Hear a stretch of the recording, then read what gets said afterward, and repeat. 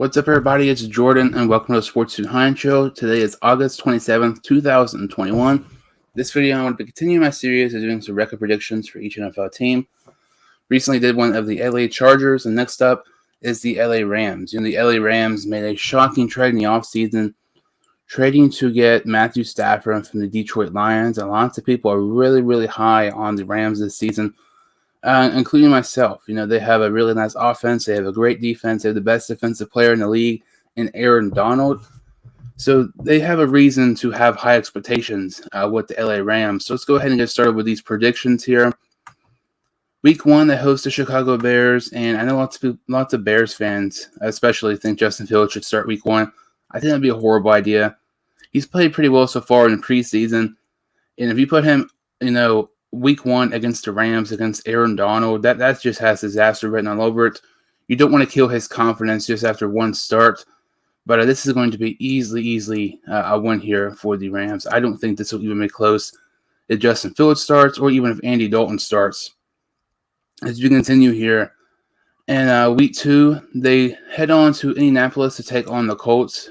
Now this is interesting because there is a chance Carson Wentz might end up playing now. With his injury, it's expected he might miss the first couple of weeks. But it's looking as of right now, he might end up playing this game. But, with Wentz being injury prone, and we're not 100% sure Wentz will be playing in this game, I'm going to pick LA in this one. I do think this has potential to be a fantastic game. I'm very high on the Colts as well. And would not be surprised if Wentz, if he did start, if the Rams maybe lost this game. Because I really feel like these two teams and these rosters are very comparable to one another. But on the safe side, since we're not for sure Wentz is going to play Week 2, I'm going to have the Rams winning this one to improve to 2-0. Week 3, they host the Tampa Bay Buccaneers in a rematch from last season on a terrific Monday Night Football game. This has potential to be a great game, in my opinion. Definitely a Game of the Year candidate. But I have the Rams winning this one. They beat the Buccaneers last season with Jared Goff as their quarterback. Imagine what they could do with Matthew Stafford. I just really feel like the Rams are capable of beating the Buccaneers again, just like they did last year. And I really feel like the Rams are the biggest threat to the Buccaneers in the NFC. With this win, they improved to 3-0. Week 4, they host the Arizona Cardinals, and the Cardinals are very inconsistent. I feel like the Cardinals are capable of upsetting the Rams, but at the same time, the Cardinals are capable of losing to a horrible team like the Lions or the Texans or something like that. They're just extremely inconsistent. And I have the Rams winning this one, especially at home. I just do not see the Cardinals beating the Rams in LA. If it was Arizona, it might be a little bit different. But I still have the Rams winning here. They improved to 4-0. Week 5, they head on to Seattle to take on the Seahawks. The Seahawks, to me, I really think they're one of the more overrated teams heading into the season. I don't think they're going to be as good as people think they are. Years ago, getting a win in Seattle was a huge win because the 12th man is very difficult to pull off a victory there. I think the Rams are going to do that this year. They beat the Seahawks in the playoffs last year with a quarterback who, nobody really barely even heard of. With Matthew Stafford now, they're going to be even much better. They're going to be, it seems they beat last year, who comparable to roster-wise. When you bring in Matthew Stafford, that's a major upgrade. That's going to help your team so much. I think the Rams get the win here in Week 5 to improve to 5-0. Week 6, they go on the road to take on the New York Giants. The Giants, they have one of the most inconsistent quarterbacks in the NFL. Daniel Jones, he has potential to be good. He has all the weapons around him, but he is a turnover machine. I don't trust Daniel Jones against really good teams like the Rams. I'm going to take the Rams here, and they improve to 6-0. Week 7, they host the Detroit Lions, and I feel like this will be a very interesting game. This is a rematch of Jared Goff's former team. He's now with the Lions. It's also a rematch against Matthew Stafford against the Lions. Stafford's been over a decade in Detroit, so this will be a very interesting game. Honestly, looking at the Lions' schedule, I think this is the most intriguing game for the Lions because, Stafford's revenge game. The Lions will suck this year, and, the Rams are going to be really good. This will be a blowout, but I just feel like this game will be fun to watch because it's one of those, revenge type of games. And, Week 8, this is my opinion, every single team, this is their easiest game on their schedule. That is the Houston Texans. An easy win. Wouldn't be surprised if the Rams won by 30 here against the Texans in Houston. The Houston Texans are easily the worst team in the NFL right now, in my opinion. I really think they might go 0-17. I know I sound crazy because they're in the worst division in the NFL, but a large part of that is because they're in that division. But with the Texans, this is an easy win for the Rams. Don't be surprised. Don't even be surprised if this is the biggest margin of victory in an NFL game this season between the Rams and the Texans. Not even close. I would say they'll win by at least 24-30 or something like that. As we continue here in Week 9, they actually lose their first game of the season at home against the Tennessee Titans. The Titans are a little bit overrated in my opinion. I feel like they have potential to be, a nice team, but Ryan Tannehill has been a game manager for several years. I really feel like this year he needs to elevate his talent. That's something he's not really done before. But the Titans, their defense is inconsistent, but they brought them, Bud Dupree, and they brought us some nice guys as well, like Caleb Farley. But to me, it's just very interesting. I feel like, the Rams are eventually going to lose a game they shouldn't. And this is also kind of a trap game here because, with the loss in Week 9, they go down to 8-1. A trap game because in Week 10, they head on to San Francisco to take on the 49ers. It's a very interesting game. Whether it's Jimmy Garoppolo or Trey Lance, I think that's a major question mark. I still think the Rams pull off a victory. But if I'm the Rams, I'm much more concerned playing the 49ers if they have Trey Lance opposed to Garoppolo. Because we already know what we're going to see with Garoppolo. Trey Lance pretty much has unlimited potential.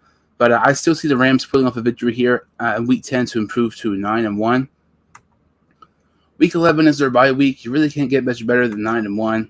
They're going to be one of the best teams for a reason this year. They're just absolutely loaded. They're going to be phenomenal this year.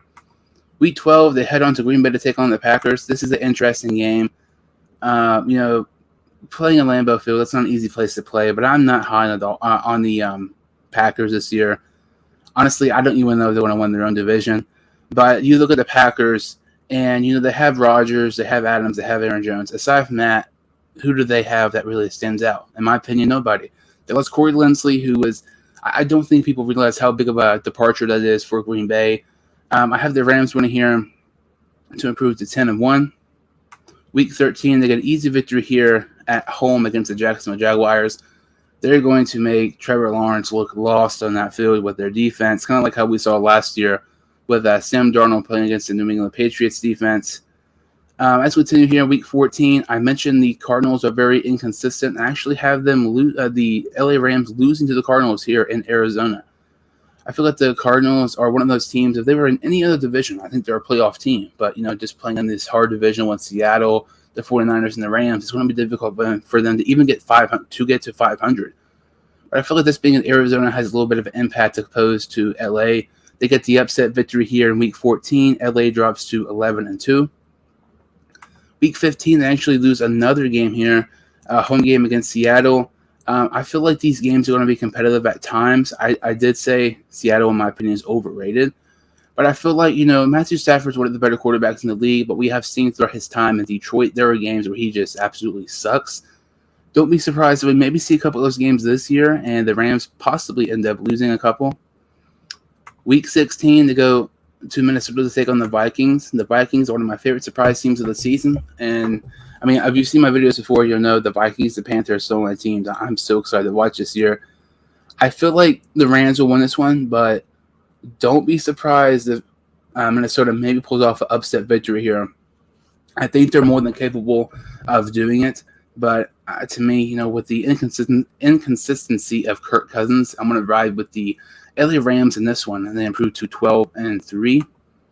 Week 17, they go to Baltimore. This is a very interesting game. Baltimore, you know what they're going to do. They're going to run the ball down your throat no matter what, regardless if they're winning or when they're losing.